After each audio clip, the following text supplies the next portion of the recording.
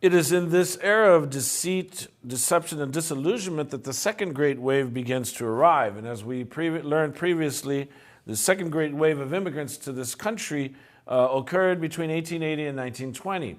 Now, why is it important for us to appreciate this, and why is immigration so important in the United States? Because it is a conscious policy created at the federal level that's designed to bring labor forces into the United States for industrialization. Businesses need workers, hence immigration policies. So in the Gilded Age, between 1875 and 1900, approximately 14 million people are going to enter the United States. And during the Progressive Era, from 1900 to 1917, approximately 18 million people will arrive between the years as mentioned. Now, the difference in both of these eras is that many are coming from Eastern and Southern Europe as compared to the immigrants of the colonial era and the early 19th century, which witnessed immigrants arriving from Northern and Western Europe. So we have a different variety of white beans. And the people who arrived from 1875 to 1920 are distinctively different from those who arrived previously. And the people are usually coming from subsistence economies or non-industrialized societies. So the white beans take on a different flavor here. They are now Eastern and Southern Europe rather than Northern and Western Europe. And they are not Protestant, they are Catholic, Jew, and Jewish. And so their Western industrialization for these immigrants is very important. Now, why did they come? Well, they sought to escape political and religious persecution. Jews were restricted in their civil rights in Russia. Slavic people experienced similar tragedies in the Balkans. Now, most Eastern and Southern European countries were barely entering the industrialization process, where commercial agriculture ousted the subsistence producer from their lands and forced them to move to urban centers that were not quite ready to take off into industrial capital, thereby creating overpopulation in European cities. So labor recruiters in Europe painted a picture of the United States as this ideal place to survive. And compared to Europe, wages were higher in the U.S., and most importantly, public education, which is a necessity to train workers in the language of the market so that they can follow instructions, was available on a large scale. So how did they get here? Well, the majority came to New York, Boston, and they came and Hoboken, New Jersey, and they came through a place called Ellis Island. And the steamship cost $30, and it usually took 2 weeks to get here. Let's listen to Gene Hackman narrate a documentary on the white bean experience in America.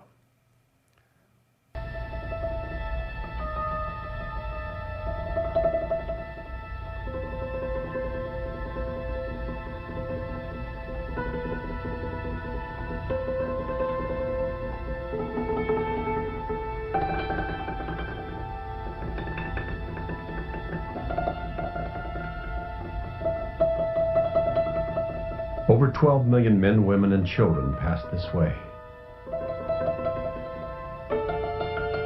Passed through rooms and corridors haunted with a special stillness which remains only in places once noisy with human life.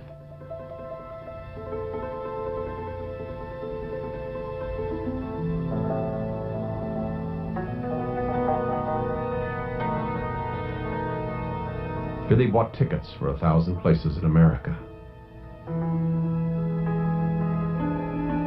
Here they traded their drachmas, their liras, and their ruples for dollars. Here they sang their first American songs, experienced their first American Christmas and Hanukkah.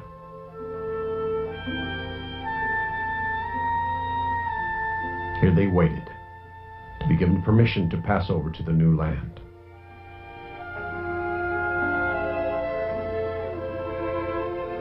Tens of millions of us have relatives who came this way. Sat in this room, part of the largest human migration in history.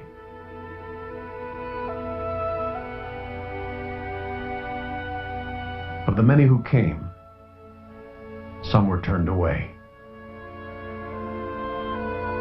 But even they would leave part of themselves in America to remind us why they had come so far. Why they had made the journey.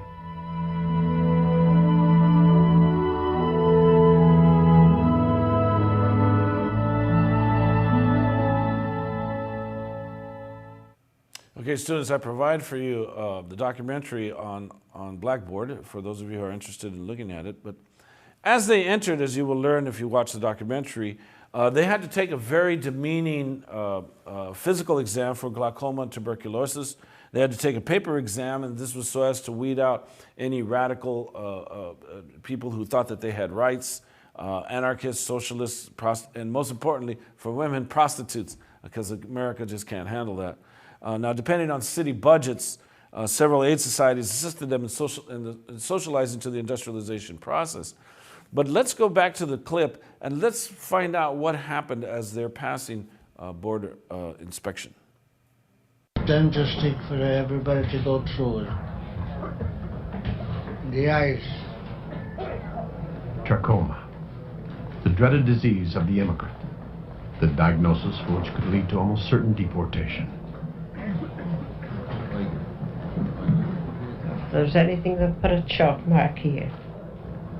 Chalk mark there. Those identified to be set aside for possible rejection represented a small percentage examined each day. But this was little consolation to a family separated.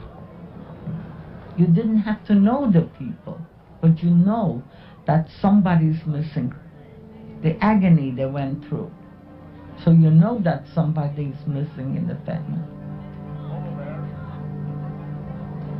All of a sudden the thought, my goodness, they're separating us, because that's what the police always did. They separated the men from the women and then took care of the women and children. As long as some member of the family, some loving member of the family was with you, life was tolerable. You lived in a relationship of family love.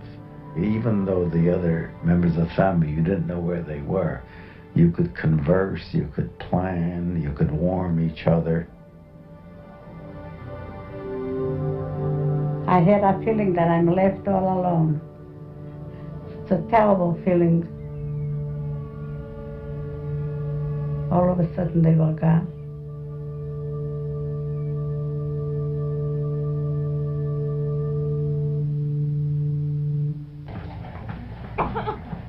Hillary has smallpox while in America did not want the burden of an unhealthy immigrant. America wanted a person who could make a living and was not bringing into the country an infectious disease. And they look at your back, going with your lungs and your heart and everything. And you were sent from one to the other, one doctor to the other. And a lot of people was put away on the side.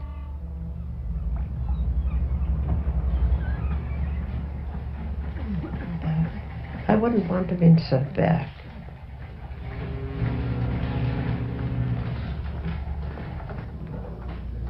People were rejected because they showed outward signs of illness, what they considered mental difficulties. We didn't call it psychiatry, they called it neurology. And we said, we're sorry. And the ship that brought them had to take them back. That was a tragedy. I decided if they ever have to send me back, I'll jump down to the water and never go back to Russia. I never want to see it again.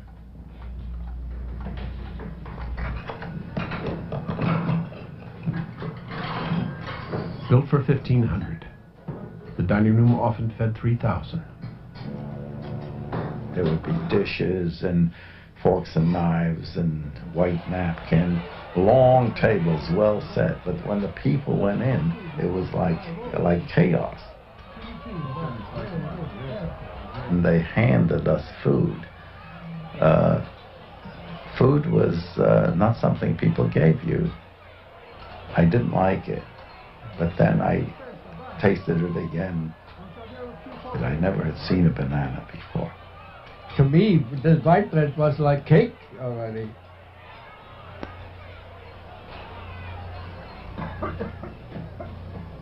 At night, Ellis served as a dormitory for thousands, waiting the new day.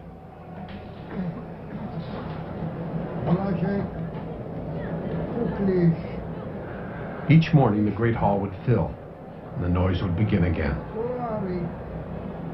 Hopefully, their papers were in order, a clean bill of health, a letter from a relative guaranteeing they would not become a public charge, proof that they were not a contract laborer or a dangerous alien.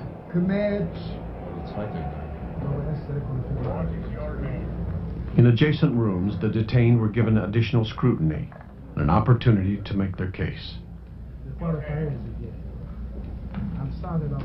But accepting an appeal to Washington, the Board of Inquiry was the rejected immigrants' last chance. Through an interpreter, they did their best to persuade him to overcome the complexities of a changing immigration law.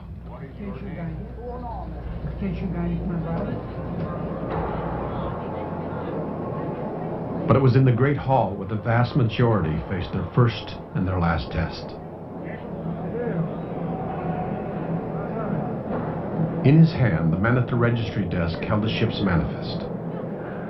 In his power, the right to interpret questions intended to identify those who should be let in or kept out.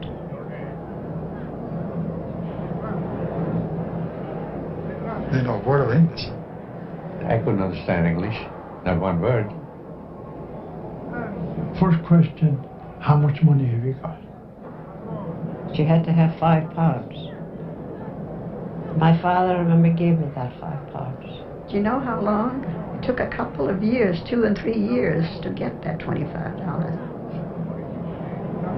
My mother, when we got nearer and the person at the desk called our names, my mother turned to me, she says, I was never here. How does she know my name? I said, it's all right, Mom. She knows it. They asked me my name, and I told them Licht, and they say, how do you spell it? Well, I didn't know how to spell it, and they didn't know it, and they spelled it L-I-C-H-T. I said, it's all right for me, I don't know the difference. But then they said, all right, you can go. You're free to go to Hoboken. Yeah.